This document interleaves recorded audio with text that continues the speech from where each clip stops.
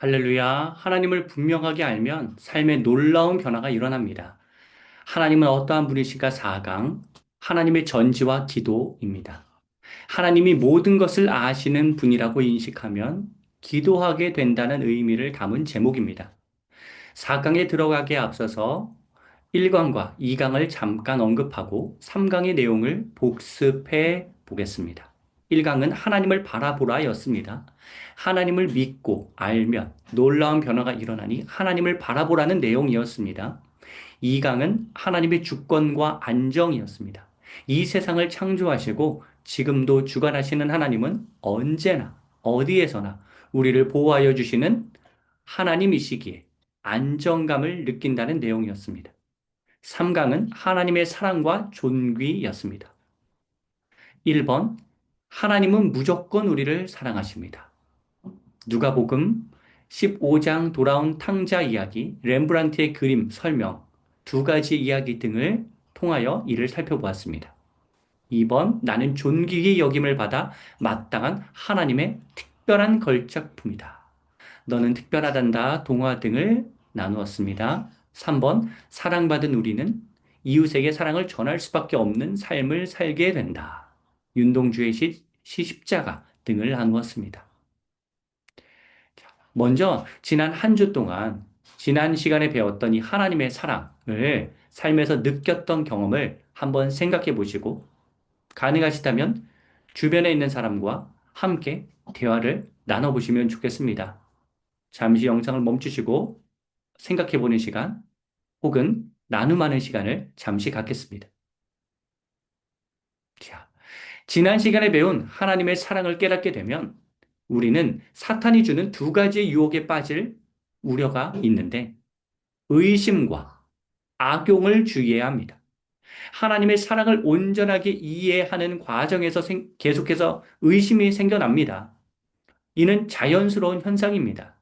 하지만 의심을 주는 사탄의 세력을 뚫고 나올 수 있어야 합니다. 그러니까 과정적인 의심이 있을 수는 있지만 음, 어느 순간에 거기서 빠져나올 수 있는 힘이 있어야 하는 것입니다. 하나님이 사랑이시니 그리고 또 다른 어떤 그 유혹은 하나님이 사랑이시기 때문에 이를 악용해서 죄를 마음껏 지어도 된다고 생각하게 되기도 합니다. 이처럼 의심과 악용이라는 공격이 언제든지 찾아올 수 있다고 유념하고 계시면 조금이나마 되어가는데, 이기는데, 그들을 제압하는데 도움이 될 것입니다. 자, 이제 본격적으로 4강 하나님의 전지와 기도 강의를 시작하겠습니다. 오늘 강의의 기본 전제는 하나님은 전지, 즉 모든 것을 아시는데 인간은 제한된 이성을 지닌 존재에게 하나님의 전지를 다 파악할 수 없다입니다. 하지만 다 알 수 없다고 해서 파헤치지 말라는 법은 없습니다. 하나님의 전지에 관해서 여러 예화를 언급하면서 이에 대한 이해를 돕도록 하겠습니다. 1번, 하나님의 전지에 관한 대표적인 오해는 하나님은 미래를 모두 계획해 놓으셔서 미리 모두 알고 계신 하나님이라는 생각입니다. 제가 초등학교 저학년 때, 유치원 때일 수도 있겠네요. 하나님의 전지를 의심하면서 이렇게 하나님을 테스트한 적이 있습니다. 하나님, 정말로 하나님이 전지하시다면 제가 지금 이 물건을 건드릴까요? 말까요? 한번 맞춰보세요.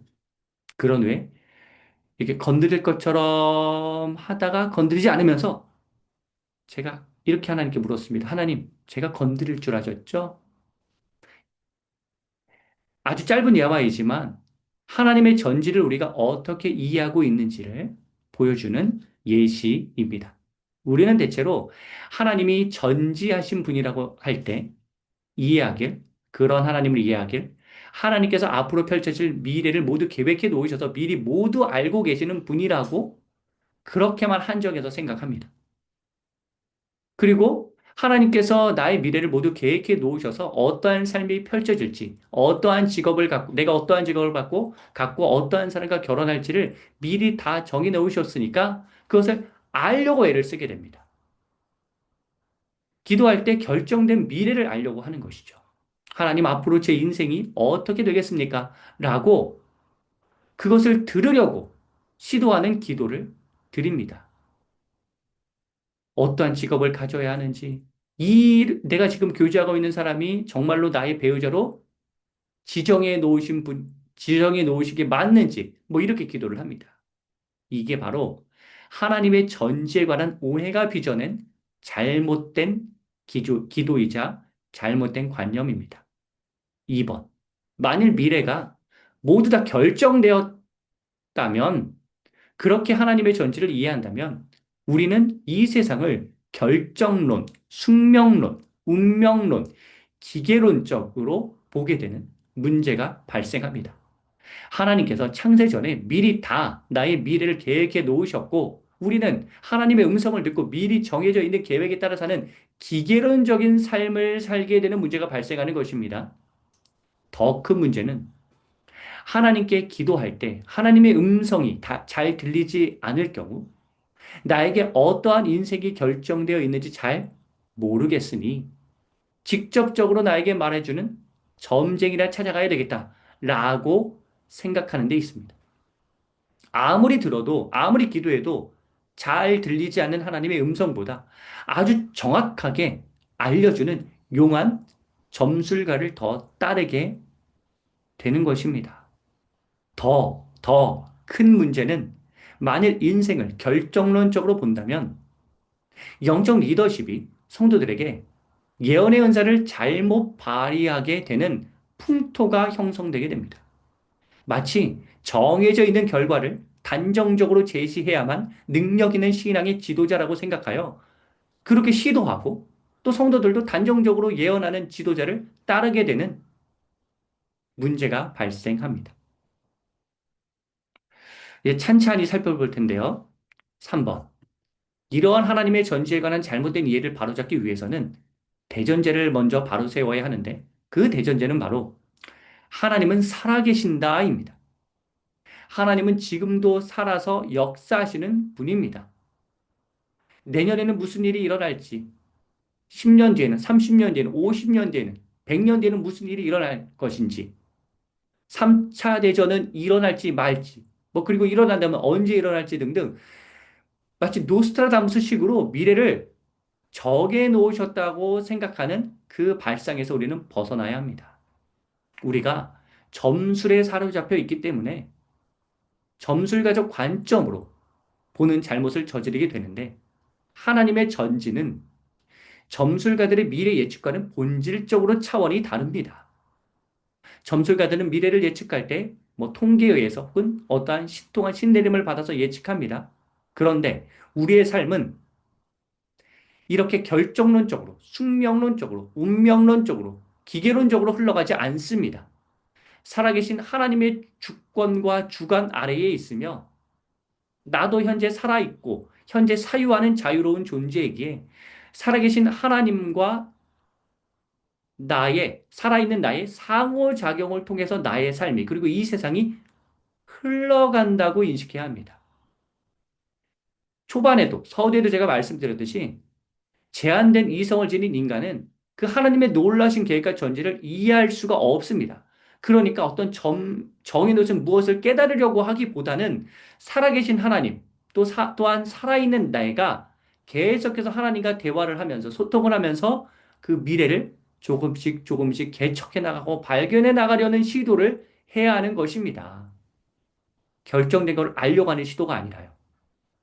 정리하자면 미래에 무엇이 결정되었는지를 알려는 시도가 중요한 것이 아니라 현재 하나님과 계속해서 친밀하게 상호작용을 하고 있는지, 기도하고 있는지, 그래서 시시각각 변하는 상황에서 영적 민감성을 잘 발휘하고 있는지를 점검하고 이 점을 성장시켜야 하는 것입니다. 이해를 돕기 위해서 한 가지 이야기를 들려드리겠습니다. 어떤 남자 청년이 있었습니다. 그 청년의 꿈은 경찰 공무원이었습니다. 어머니가 점을 자주 보러 다니는 분이어서 권사님이었는데요. 그래서 경찰 시험 결과가 어떻게 될지 물으러 점술가에게 갔습니다. 기도원이 아니라. 점술가는 시험운이 없고 경찰도 맞지 않기 때문에 떨어질 것이라고 예측하였습니다. 이 말을 듣고 이 청년은 어머니에게 이렇게 말했습니다. 내가 공부 열심히 해서 그 점술가의 말이 틀리다는 걸 보란 듯이 증명할 것입니다. 결과는 어떻게 되었을까요? 네. 이 청년은 시험에 합격하였습니다. 여러분, 점술가들이 어떤 미래를 뭐 여러 통계나 뭐 그런 거에 의해서 예측할 수도 있겠죠. 하지만 그 모든 예측을 뒤바꿀 수 있는 살아계신 하나님, 전능하신 하나님, 전지하신 하나님을 우리는 믿고 있다는 그 신앙을 분명하게, 철저하게 가져야 합니다.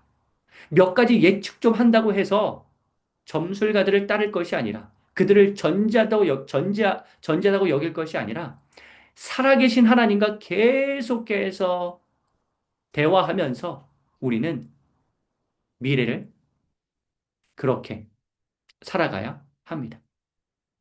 점술가들의 특징은 어떠한 결과가 있을지를 단정적으로 말하면서 두려움을 심어주고 부적을 팔아서 부적으로 그 문제를 해결할 수 있다는 헛된 소금방을 심어주는데 여러분, 살아계신 하나님은 어떠한 일을 우리가 만나더라도 하나님 안에 있으면 스스로 이겨낼 수 있는 담대함과 지혜가 있다는 사실을 깨닫게 하십니다.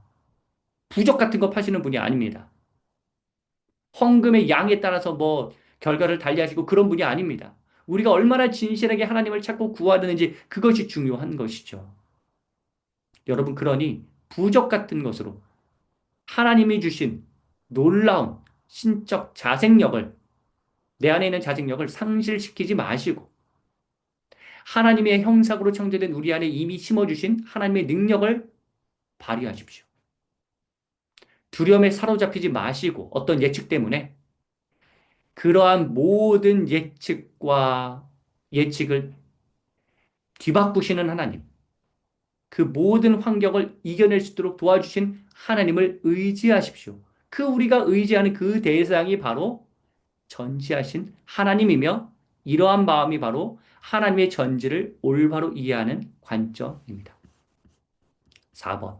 사탄은 우리 안에 있는 하나님의 능력을 계속해서 우리가 깨닫지 못하도록 만들 것입니다. 그래서 우리가 수동적으로 살아가도록 만들 것입니다. 그런데 수동적인 삶의 태도는 힘든 문제를 직면했을 때 힘없이 당하게 되는 수동성만을 양산하는 것이 아니라 좋은 일이 있을 텐데 그 일이 잘 성사되도록 노력하지 않고 그냥 수동적으로 기다리기만 해서 그 좋은 일이 나에게 오지 못하도록 만드는 수동적 태도까지도 형성시키기 때문에 문제가 되는 것입니다. 제가 아주 어렸을 때 만화껌이라고 있었습니다. 껌이 한 4통인가 들어있었고 그 안에 만화가 작은 책으로 해서 들어있었습니다. 제가 아주 어렸을 때 본 내용이지만 여러 만화 중에서 아주 인상적이라서 아직까지도 기억에 남는 이야기 하나가 있습니다. 그 이야기를 들려드리겠습니다. 어떤 사람이 신탁을 받았습니다. 왕이 될 것이라는 신탁이었습니다. 그래서 이 사람이 그 신탁을 받은 이후에 너무나 기뻤습니다.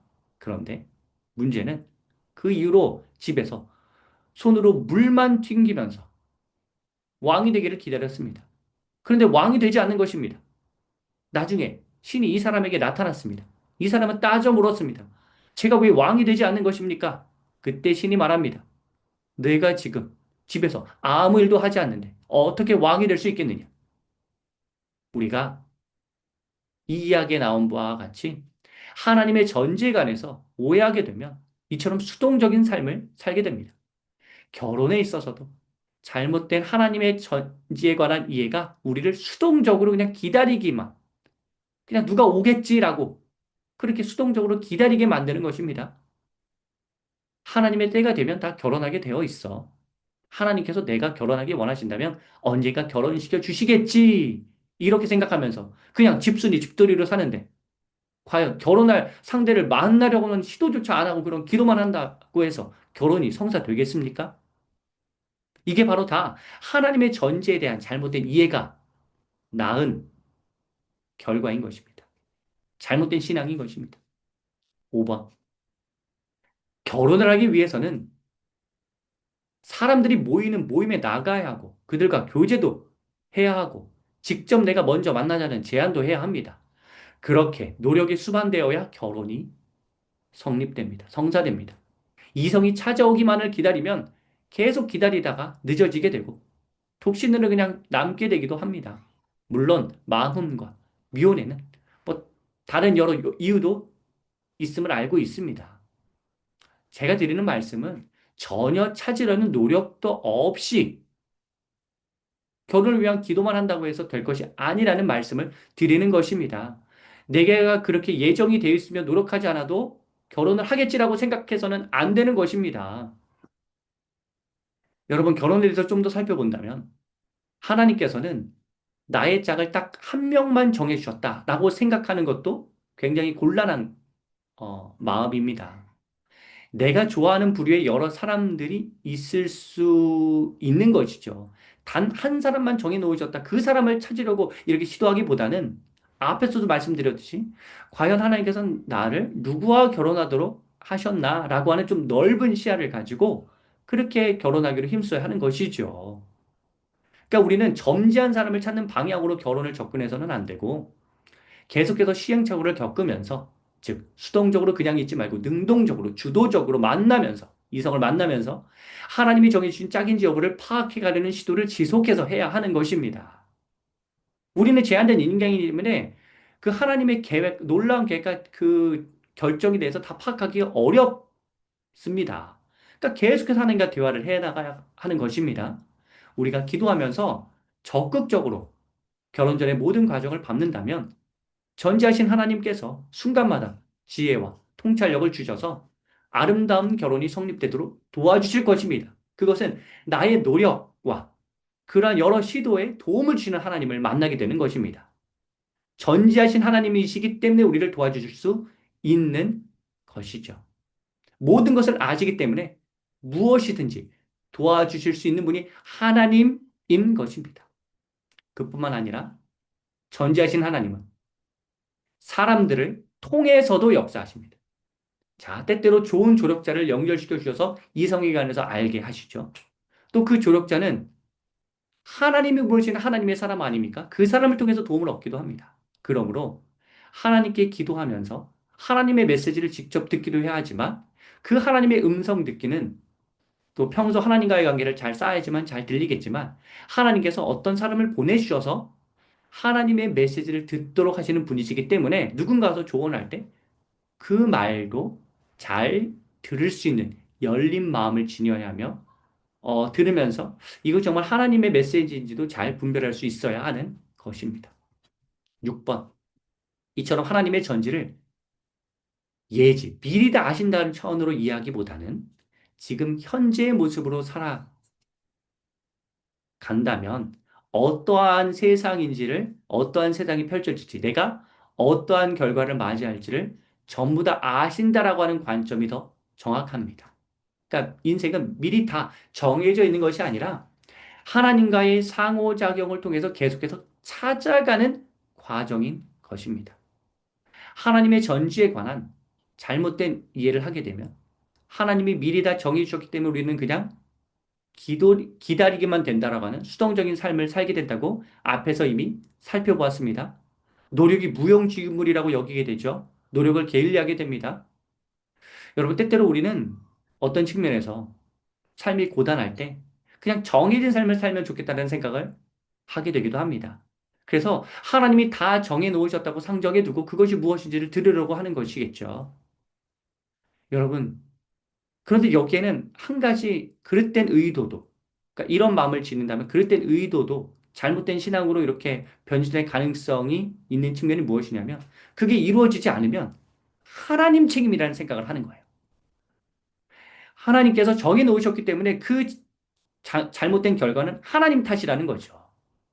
내가 노력하지 않아서 그게 잘못된 방향으로 갔다는 생각을 안 하고 그냥 다 하나님이 결정하셔야 되다. 하나님 탓이다. 이렇게 생각하게 되는데 그게 바로 사탄이 우리에게 심어 놓는 이 잘못된 하나님 이해라는 사실을 우리는 알아야 합니다. 하나님은 계속해서 우리와 대화를 하시면서 시시각각 어떠한 상황이 변화되게 되어 있습니다. 정해 놓으셔서 그게 반드시 변하지 않도록 만드시는 그런 분이 아니라 아브라함의 기도 50명에서 소돔과 고모라를 멸망시키는 50명에서 10명으로 줄었던 것처럼 계속해서 우리의 대화를 들으시고 그러면서 상황이 달라지는 것이지. 딱 결정되어 있다고 생각해서는 안 되는 겁니다. 여러분, 이 시점에서 선악과를 언급할 수밖에 없는데 이렇게 생각하기 때문입니다.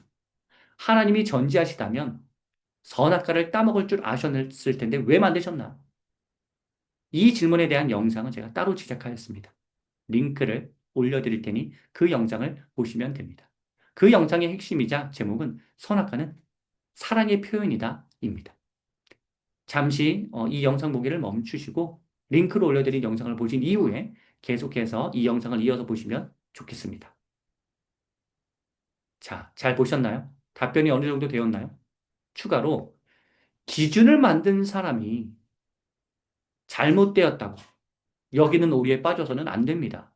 예를 들어 보겠습니다. 교통법규를 만들어서 안전하게 질서를 구축한 사람이 있습니다. 그런데 위반해서 범칙금을 내게 되었습니다. 그렇다면 그건 만든 사람 때문에 범칙금을 낸 것입니까? 교통 질서의 전체적인 원리를 만든 사람의 문제가 아니라 어긴 사람의 문제인데 어떻게 만든 사람 탓을 할 수가 있는 것입니까?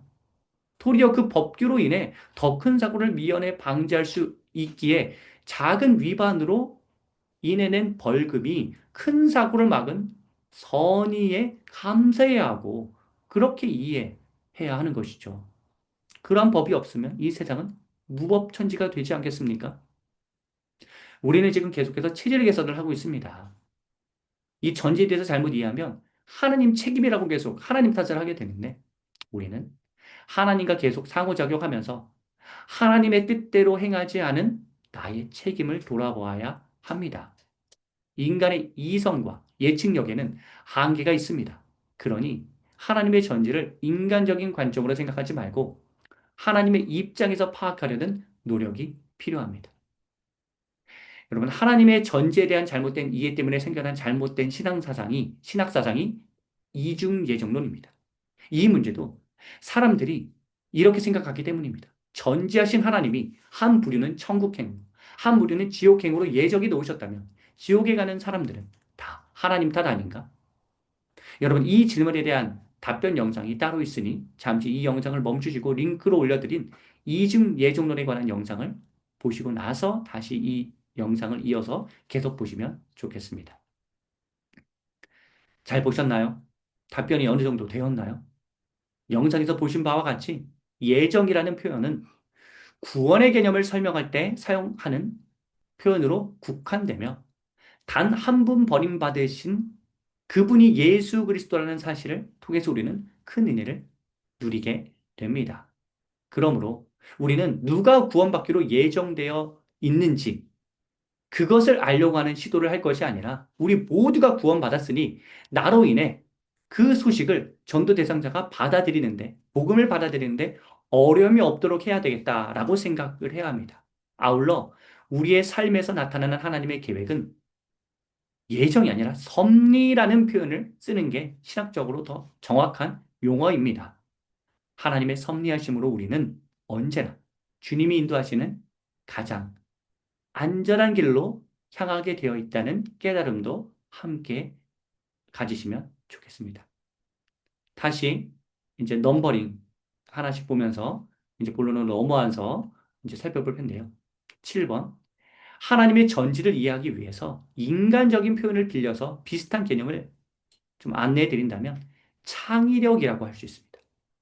여러분, 축구 예를 한번 들어보겠습니다. 축구 시합을 하기 전에 전략 전술을 짭니다. 감독, 코치진과 함께 전체 진영을 3-4-3으로 할지 4-4-2로 할지를 결정하고 세부적으로 어떠한 선수를 대인마크할지도 결정합니다. 세트피스에서는 어떠한 전략으로 패스를 하고 어떠한 선수가 어떠한 움직임을 보일지 이런 계획들을 합니다. 하지만 기본적인 전략 전술대로 시합을 하겠지만 계획하고 결정한 대로 축구 경기 흐름이 흘러가지 않습니다. 경기를 끌어가는 가장 중요한 요소는 창의적인 플레이입니다. 물론 고도로 훈련을 받아야 되겠지만 그 훈련을 토대로 해서 경기장에서는 창의적인 플레이, 변칙적인 플레이가 계속 나와야, 상황에 맞는 그런 플레이가 계속 나와야 경기에서 승리할 수 있습니다. 감독의 역할은 비록 훈련을 시키는 것이지만 감독이 중요하게 여기는 훈련은 그 선수의 잠재력과 창의력을 어떻게 끌어낼 수 있을지인데 그렇게 훈련받았다면 선수가 창의적으로 플레이를 해야 하는 것이죠. 경기장에서. 뭐 이런 예로 설명을 할 수 있는 것입니다. 물론 하나님은 인간인 감독과는 차원이 다른 분이십니다. 그리고 우리가 하나님의 영역을 다 알 수 없기에 하지만 우리가 하나님의 영역을 다 알 수 없기 때문에 그냥 알기 쉽게 이 창의적인 축구 선수의 예를 든 것입니다. 아울러 좋은 축구 선수는 평소에 기본기를 잘 갖추고 감독과 충분한 소통을 하여서 감독의 의중을 잘 파악하여 좋은 플레이, 알맞은 플레이를 할 것입니다. 감독의 방향성을 이해하려고 애쓰겠죠. 훌륭한 감독이 주는 전략 전술, 그 다음에 훈련의 방식을 잘 따를 것입니다. 그리고 그 방향성으로 동료들과도 잘 소통할 것이고요. 이런 식으로 좀 하나님의 전지에 대해서 이해할 필요가 있습니다. 다른 예를 들겠습니다. 우리가 소설을 쓸 때 문학 교육을 받고 글쓰기 교육을 받지만 교육받은 그대로 글을 쓰는 게 아니죠. 자기만의 창의적인 표현과 문체로 글을 씁니다. 그리고 독자들은 그러한 작가의 놀라운 창의력에 감탄합니다. 음악 역시도 음악 교육을 받지만 교육받은 대로 작곡하거나 연주하는 것이 아니라 전혀 없던 새로운 곡들이 나오고 신선한 연주 방식이 나오는 것입니다. 그리고 청중들은 그러한 새로운 시도에 감동하고 그 연주에 감탄을 하게 되는 것이죠. 그러니까 이런 창의력을 의미하는 것입니다. 그러니까 우리가 하나님의 전지를 명확하게 이해하고 하나님과 계속 상호작용을 하면 우리에게 이런 시적 창의력이 발동되는 것입니다. 하나님의 전지를 인간의 언어로 표현하자면 이러한 창의력과 비슷합니다. 정해진 틀과 방식대로 움직여지는 기계론적이고 운명론적인 게 아니라 그 순간의 변화에 맞춰서 시대의 변화에 그 순간의 변화에 맞춰서 창의적으로 축구 전술을 펼치고 창의적인 표현으로 소설을 쓰고 창의적인 방식으로 음악을 표현하는 것과 같은 삶을 우리는 전세진 하나님의 자녀로서 그렇게 표현하면서 살아갈 수가 있습니다. 시대 변화에 맞춰서 놀라운 창의력으로 여러 의견을 제시하고 여러 해결책을 도모하면서 그렇게 살아갈 수가 있는 것입니다. 8번. 정리하자면 하나님의 전제는 미래 예측을 뛰어넘는 그러니까 인간이 온갖 예측을 하는데 그러한 모든 예측을 뛰어넘는 하나님의 밀착 동행입니다. 우리가 하나님의 전지를 이해할 때는 하나님은 결정론, 숙명론, 운명론을 뛰어넘는 살아계신 분이라고 이해한다고 분명히 앞에서 말씀드렸죠. 그러므로 우리가 전지하신 하나님과 함께 날마다 동행하면서 시시각각 변화하는 상황 속에서 잘 대응할 수 있도록 해야 하는데 여러분 그것이 무엇이죠? 계속 앞에서 말씀드렸듯이 상호작용이라는 표현으로 제가 말씀드렸는데요. 바로 기도입니다. 언제나 우리는 기도를 해야 하는 것입니다. 매일 순간 기도해야지만 우리와 밀착 동행하시는 그 하나님의 뜻이 무엇인지를 알 수가 있고 그 순간마다 창의적으로 바르게 대응할 수가 있는 것입니다. 그러므로 9번. 하나님의 전지를 바로 이해하는 사람은 날마다 기도하는 삶이 얼마나 중요한지, 매 순간 기도하면서 하나님의 의중을 묻고 하나님의 뜻을 묻는 그 과정이 얼마나 중요한지를 깨달아 기도하게 됩니다. 인간은 자유로운 삶을 사는 존재이지 틀에 짜여진 삶을 사는 기계가 아닙니다. 하나님은 전지하셔서 자유로운 인간들에 의해 시시각각 변하는 상황 속에서 어떻게 대응해야 하는지를 알려주시는 분입니다. 우리가 지금까지 공부한 내용이죠. 따라서 우리는 과거에 충분히 기도했으니 그 정도면 되었다고 생각할 것이 아니라 날마다 매일 하나님께 매 순간마다 기도하는 삶을 살아야 합니다. 여러분, 하나님의 음성이 잘 들리지 않는다고 해서 점쟁이를 찾아가서는 안 됩니다. 하나님의 음성을 더 잘 듣기 위해서 기도의 자리로 매일 나아가야 합니다. 그러면 마치 산에 계속 같은 길로 오르다 보면 숲으로 우거진 곳에 길이 나듯이 하나님의 음성을 어느 정도 바르게 분별하여서 들을 수 있게 됩니다. 우리가 매일, 매 순간 하나님께 기도한다면요.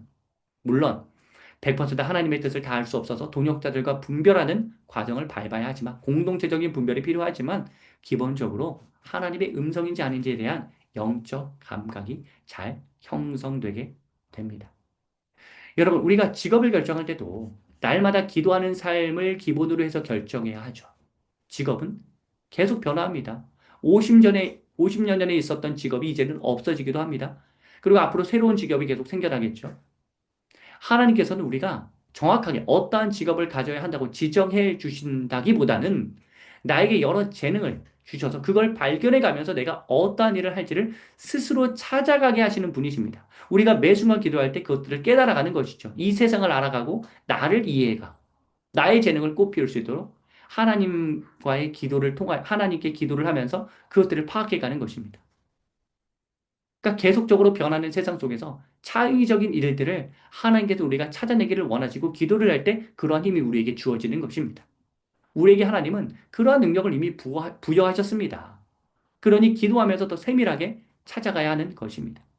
이처럼 기도하면 하나님께 기도하면 나를 더 잘 이해하게 되고 이 세상의 창조자이신 하나님의 원리를 이해한 그 바탕으로 세상을 보기에 세상도 더 잘 알 수 있게 되어서 직업 선택에 확실한 도움을 기도할 때 얻을 수 있는 것입니다. 10번. 지금까지 하나님의 전지에 대한 오해를 풀고 이해하는 시간을 가졌는데 느끼셨겠지만 어떤 사상은 인간을 변화시키는 강력한 동기가 됩니다. 내가 어떠한 신학사상, 어떠한 교리를 가지고 신앙생활을 하느냐에 따라서 인생이 달라집니다. 여러분 구원파를 한번 보십시오. 한 번 구원받으면 행실이 중요하지 않다고 하는 그들의 신학 사상이 대형 참사를 일으켰습니다. 큰 사회 문제를 일으킵니다. 우리도 사랑, 전지, 전능에 관해서 여러 오해를 가지고 있는데 그 오해가 우리를 무너뜨립니다. 우리를 부자연스럽게 만듭니다. 따라서 제대로 배울 필요가 있습니다. 제가 이 시간에 가르쳐 드리는 내용은 깊은 하나님 이해를 돕는 밀도 있는 내용이기에 여태까지 알았던 내용을 뒤엎을 수도 있어서 혼란스러우실 수도 있겠지만 한번 쭉 들으시고 전체적인 이해를 하신 이후에 다시 한번 들으시면 이게 그 통일성 있게 전체적으로 통일성 있게 구성되어져 있거든요. 그렇기 때문에 하나님에 대한 이해가 더 선명해질 것입니다. 여러분, 하나님이 왜 선악과를 만드셨을까? 따먹을 것을 아셨으면서 이 질문에 대한 답변 영상을 보셔서 아시겠지만 관점을 전환해야 합니다. 중요한 건 하나님께서 우리에게 자유를 주셨고 순간마다 하나님과 동행하는 삶을 사는 게 바로 하나님의 전지하심을 올바로 이해하는 것이라고 생각해야 합니다. 여러분 남유다 출신으로서 북이스라엘에서 여로보암 2세 때 활동하던 선지자 아모스는 북이스라엘을 심판하시겠다고 하시면서 환상을 보여주는 하나님께 이스라엘을 용서해달라고 기도합니다. 그때 심판을 하시려는 하나님의 계획을 하나님이 바꾸십니다. 메뚜기 재앙 때와 불재앙 때의 내용을 소개해 드리겠습니다. 제가 아모스 7장 1절부터 6절까지를 읽어 드리겠습니다. 주 여호와께서 내게 보이신 것이 이러하니라. 왕이 풀을 벤 후 풀이 다시 움돋기 시작할 때에 주께서 메뚜기를 지으심에 메뚜기가 땅의 풀을 다 먹은지라. 내가 이르되 주 여호와여 청하건대 사하소서. 야곱이 미약하오니 어떻게 설이있까 하며 여호와께서 이에 대하여 뜻을 돌이키셨으므로 이것이 이루어지지 아니하리라 여호와께서 말씀하셨느니라. 주 여호와께서 또 내게 보이신 것이 이러하니라. 주 여호와께서 명령하여 불로 징벌하게 하시니 불이 큰 바다를 삼키고 육지까지 먹으려 하는지라. 이에 내가 이르되 주 여호와여 청하건대 그치소서. 야곱이 미약하오니 어떻게 설이있까 하매 주 여호와께서 이에 대하여 뜻을 돌이켜 주 여호와께서 이르시되 이것도 이루어지지 아니하리라 하시니라. 여러분 이 말씀을 보면서 우리는 우리의 기도 소리를 듣고 용서해 주시고 기회를 주시는 하나님의 사랑을 느낄 수 있는데 비뚤어진 시각으로 질문을 던지다면 이렇게 묻는 것입니다. 용서해 주실 거면서 왜 심판의 환상을 보여주시지? 그리고 전능하신 하나님이시라면 아모스가 기도할 것이고 그 기도로 인해 바뀔 것도 다 알고 계셔야 하는 것 아닌가? 그런데 제가 계속해서 지금 드리고 있는 말씀은 뭐냐면 전지는 미래를 예견한다는 개념이 아니라 기도의 순간 그리고 북이스라엘이 회개하도록 애쓰는 아모스와 함께 동행하시는 바로 그 하나님이 전지하신 분이라고 이해한다는 것입니다. 이것도 모르셨나? 라고 물을 것이 아니라 순간마다 동행하시면서 역사를 이뤄가시는 하나님, 인간과 연합하셔서 일하시는 전지하신 하나님에 관해서 우리는 생각할 수 있어야 합니다. 이처럼 하나님의 전지의 대상은 사건이 아니라 사람이며 그 사람과 동행하시는 전지하신 하나님을 우리는 삶의 현장에서 만날 수 있는 것입니다. 제 개인적인 이야기를 들려드리겠습니다. 제가 결혼을 좀 늦게 했는데요. 사실 저는 중학교 때부터 결혼을 위해서 기도했거든요. 근데 늦은 나이에 결혼을 하게 되었습니다. 저는 뭐 지금의 아내를 만나 결혼하게 되면서 하나님께 이러한 고백을 하게 되었습니다. 아, 하나님께서 지금의 아내를 만나게 하시려고 이렇게 늦게 결혼하게 된 것이구나. 왜냐하면 제가 한창 결혼하고 싶었을 때는 아내가 중고등학생 때였거든요. 그러니까 이게 믿음으로 이렇게 고백을 하는 거예요. 그렇지만 여러분 신학적으로 검토한다면 여러 이야기를 할 수 있겠죠. 제가 아내에게 먼저 만나자고 제안한 노력도 있었고, 결혼하자고 했던 프로포즈의 고백도 있었을 것입니다. 더 나아가서, 만일 중간에 또 다른 변수가 있었다면 아내와의 결혼이 어긋날 수도 있었겠죠. 그러면 또 하나님의 뜻이 어디에 있는지를 분별해 나가는 과정이 필요했을 테고요. 근데 중요한 건, 만남을 청하고 프로포즈를 하는 등의 모든 활동을 하나님 안에서 기도해 하면서 했다는 사실이고, 그것이 중요한 겁니다. 그러니까 이게 어떤 분과 결혼을 이 성사될 수 있고 성사되지 않을 수도 있지만 모든 순간에 전지하신 하나님과 교제하면서 결정했는지 이것이 중요한 겁니다. 이 하나님의 전지를 이해할 때요. 그렇게 하나님과 동행하는 삶이 중요한 것입니다. 여러분 실제로 성경을 보십시오. 구약에 보면 하나님이 미리 아신다라고 하는 그 표현은 어떤 사건이 아니라 사람을 잘 아신다는 뜻으로 사용됩니다. 시편 139편 1절부터 3절까지의 말씀. 여호와여 주께서 나를 살펴보셨으므로 나를 아시나이다. 주께서 내가 앉고 일어섬을 아시고 멀리서도 나의 생각을 밝히 아시오며 나의 모든 길과 내가 눕는 것을 살펴보셨으므로 나의 모든 행위를 익히 아시오니. 여러분 이 아신다라고 하는 표현이 미래 어떤 사건을 예견한다는 개념으로 나오지 않고 하나님께서 나를 잘 아신다. 나의 성품과 습관을 잘 아신다라고 하는 말씀으로 나옵니다. 예레미야 1장 5절 말씀. 내가 너를 모태에 짓기 전에 너를 알았고 내가 배에서 나오기 전에 너를 성별하였고 너를 여러 나라의 선지자로 세우노라 하시기로.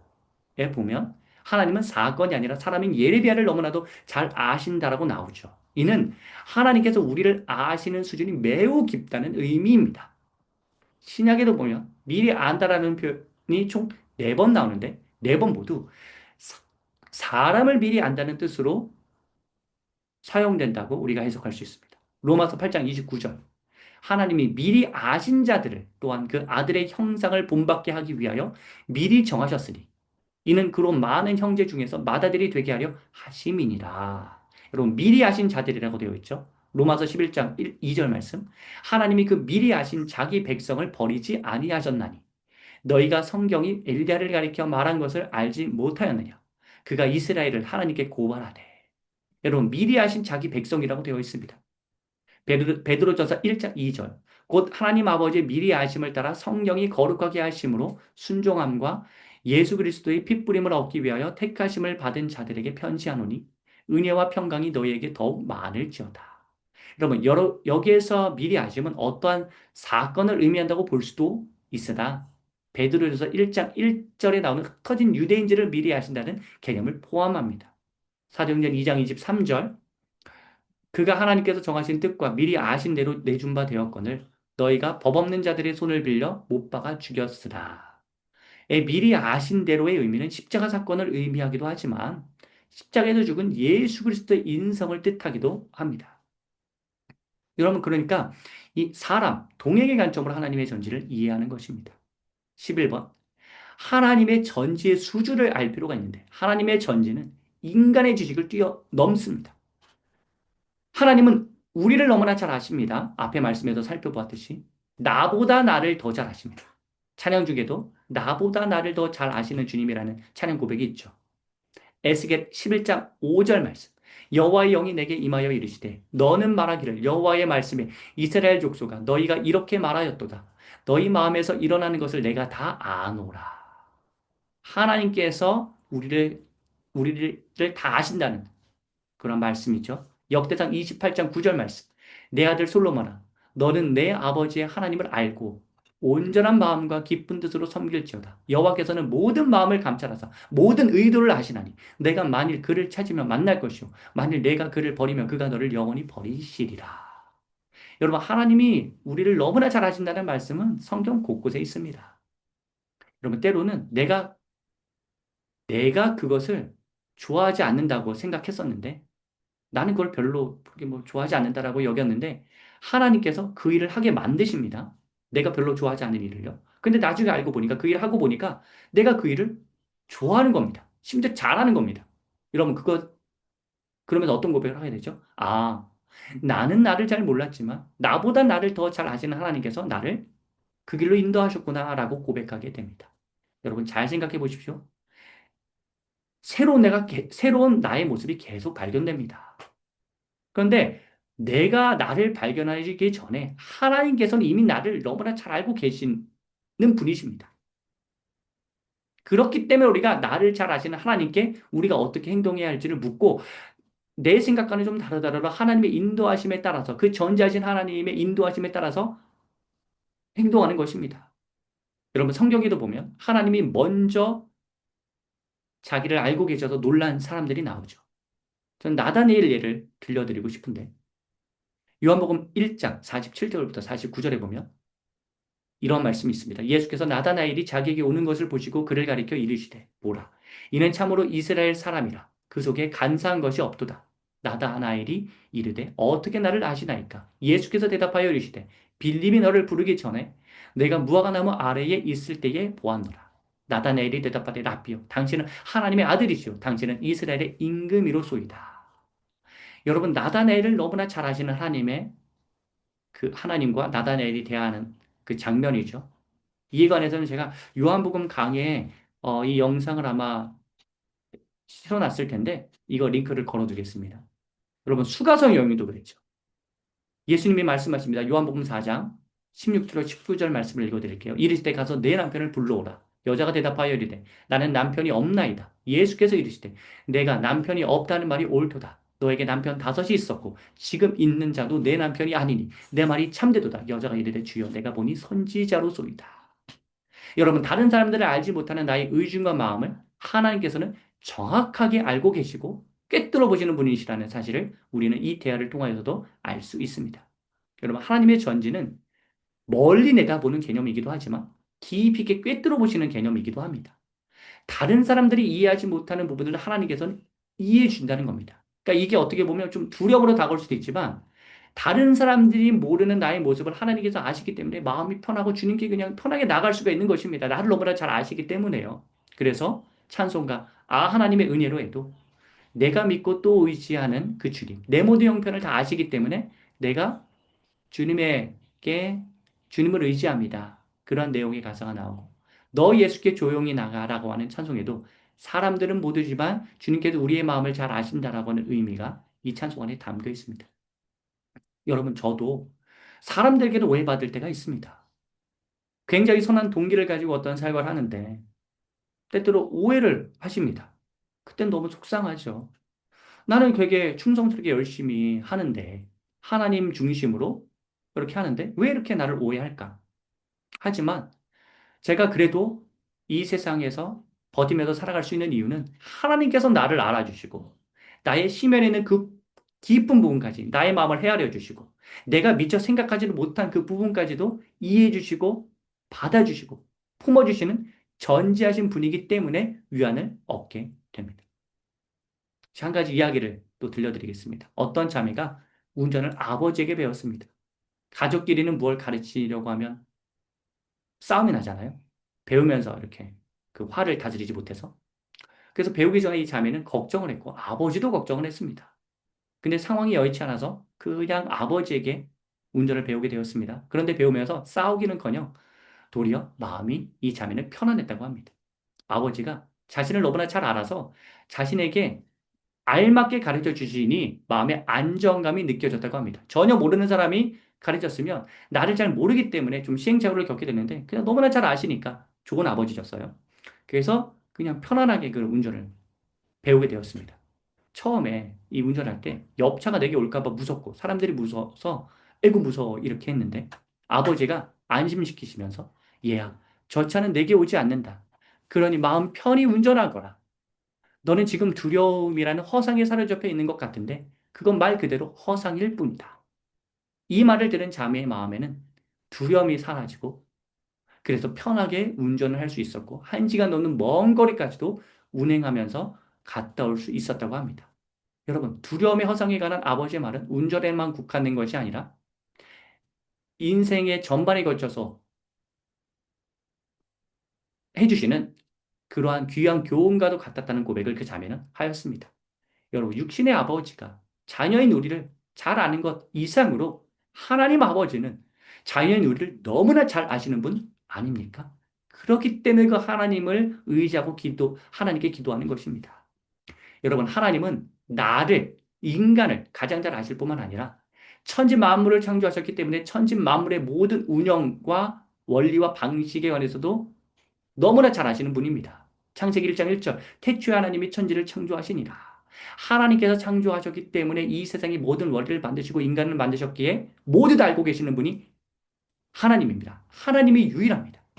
여러분 유명한 일화가 있죠. 광활한 땅 미국에서 휴대폰도 없던 오래전에 있었던 일입니다. 어떤 젊은 남자가 차가 고장나서 전전긍긍하고 있었습니다. 지나가던 노진사가 차를 멈춰 세우고 가서 물었습니다. 뭐가 문제요? 뭐 영어로 물었겠죠. 예, 이 젊은이는 노인이 뭘 할까? 라고 속으로 생각했지만 달리 대안이 없어서 시동이 걸리지 않는다고 그냥 퉁명스럽게 말하였습니다. 노인은 내가 잠시 봐도 되겠어? 라고 허락을 받은 이후 차의 이곳저곳을 점검하더니 이제 시동을 걸어보시오 라고 하였습니다. 이 젊은이는 여전히 의심의 눈초리를 하면서 그냥 뭐 하는 수 없이 시동을 걸어보았습니다. 여러분, 시동이 걸렸을까요? 걸렸습니다. 젊은이는 놀라서 경이로운 눈으로 노인을 쳐다보면서 물었습니다. 혹시 누구신지 여쭤봐도 될까요?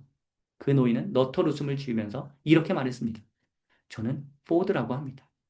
바로 그 차를 만든 사람이었던 것입니다. 여러분, 하나님이 이 세상을 창조하셨기 때문에 하나님이 이 세상을 가장 잘 아신다는 사실은 지극히 당연합니다. 여러분, 과학의 이론을 한번 봅시다. 과학자들은 우주의 시작을 빅뱅 이론으로 설명합니다. 우주의 시작을 1초 만에 이루어진 놀라운 신비로 하여 큰 빛으로부터 시작하였다라고 봅니다. 그런데 과학자들에게 있어서 난제가 있었습니다. 빛은 우주가 시작된 후 38만 년 뒤에 생겨난 것입니다. 그런데 성경에 보면 빛이 먼저인데 우주가 생겨난 이후에 빛이 생겨났으니 문제가 되고 그 수수께끼를 과학자들이 풀지 못했습니다. 그런데 그걸 최근에 밝혀냈습니다. 인플레이션 급팽창 이론이라고 있습니다. 약 138억 년 전에 빅뱅이 일어나면서 우주가 급팽창하였는데 이때 빛의 속도보다 더 빨리 팽창이 일어났기 때문에 그렇게 38만 년이라는 간격이 생겨났다는 것입니다. 이걸 과학자들이 2011년에 밝혀냈고 이때 노벨 물리학상을 받게 됩니다. 이처럼 사람들은 하나님의 창조 섭리를 뒤늦게 발견합니다. 과학이 많이 발전했다고 하지만 2011년이 되어서야 하나님의 원리를 뒤늦게 발견하였듯이 말입니다. 그리고 아직도 밝혀지지 않은 하나님의 원리. 그리고 지금은 과학 지식으로 맞다고 여겨지지만 나중에는 수적될 과학 지식도 수두룩할 것입니다. 이처럼 사람의 지식에는 한계가 있기 때문에 하나님의 창조 세계, 무궁한 창조 세계의 그 원리는 다 인간이 발견할 수 없습니다. 정리해 봅시다. 하나님의 지식은 인간의 지식을 뛰어넘습니다. 인간이 알지 못하는 영역을 하나님은 알고 계십니다. 이는 우리 인간뿐만 아니라 천지 만물에도 해당하는 개념입니다. 그 모든 것을 운영하시고 다스리시며 그것들을 초월하시는 분이 바로 하나님이십니다.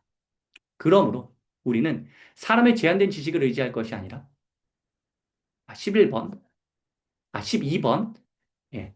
그러므로 우리는 하나님의 제한된 지식을 의지할 것이 아니라 이 세상을 창조하시고 지금도 주관하시는 하나님께 지혜를 구하는 기도를 해야 합니다. 지식을 초월하시는 하나님께 기도해야 합니다. 이 세상을 하나님께서 가장 잘 아시고 우리를 하나님께서 가장 잘 알고 계시기 때문입니다. 시편 32편 8절 말씀. 내가 내 갈 길을 가르쳐 보이고 너를 주목하여 훈계하리로다. 하나님의 훈계는 우리를 주목하사 우리를 가장 잘 아시는 상태에서 주시는 가르침입니다. 빌립보서 4장 19절 말씀. 나의 하나님이 그리스도 예수 안에서 영광 가운데 그 풍성한 대로 너희 모든 쓸 것을 채우시리라. 하나님은 우리의 필요를 너무나 잘 알고 계십니다. 히브리서 4장 16절 말씀. 그러므로 우리는 긍휼하심을 받고 때를 따라 돕는 은혜를 얻기 위하여 은혜의 보좌 앞에 담대히 나갈 것이니라. 하나님은 때를 따라 돕는 은혜를 우리에게 베풀어 주십니다. 시편 142편 3절 말씀. 내 영이 내 속에서 상할 때에도 주께서 내 길을 하셨나이다. 내가 가는 길에 그들이 나를 잡으려고 올무를 숨겼나이다. 하나님은 우리가 속상한 일을 당했을 때 우리의 마음을 너무나 잘 아시고 어떠한 길로 가야 하는지도 알려주십니다. 우리의 지혜가, 인간의 지혜가 하나님의 지혜를 절대로 앞서지 못합니다. 어떠한 인간의 지혜도 하나님의 지혜를 앞설 수 없습니다. 하지만 하나님께 기도하면 우리는 하나님의 지혜라는 보물을 발견할 수 있습니다. 골로새서 2장 2절 3절 말씀.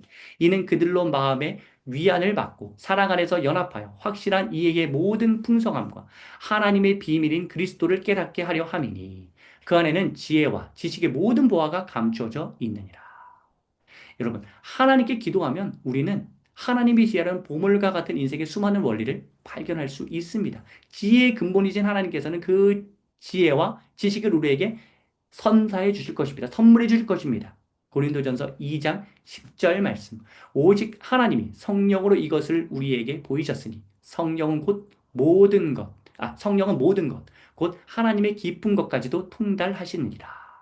통달하신 하나님께 구할 때 우리는 인생의 길을 찾아갈 수 있습니다. 자, 지금까지 긴 내용을 다루었는데요. 4강의 내용을 정리하겠습니다. 하나님의 전지에 대한 개념을 오해하여 미래를 모두 계획해 놓으셨다는 결정론, 기계론에 빠져서 수동적인 삶을 살지 말고 살아계신 하나님과의 상호작용인 기도를 하여서 우리를 도우시는 하나님께 힘을 얻어 세상에서 더 적극적으로 노력하면서 살아가면 신적 창의력을 하나님께서 우리에게 주셔서 문제를 해결해 가면서 살아갈 수 있도록 하나님은 도우실 것입니다. 하나님은 우리 곁에서 밀착 동행하시는 분입니다. 그러니 우리는 날마다 기도해야 합니다. 하나님의 전지는 사건이 아니라 사람이며 우리와의 동행을 의미합니다. 그러므로 인간의 지식을 뛰어넘어서 나를 포함한 인간과 천지만물을 다 아시는 하나님께 기도하면서 하나님의 지혜를 우리는 구해야 합니다. 이상으로 4강의 강의를 마치겠습니다. 여러분, 긴 시간 들으시느라고 고생 많으셨습니다. 축복합니다.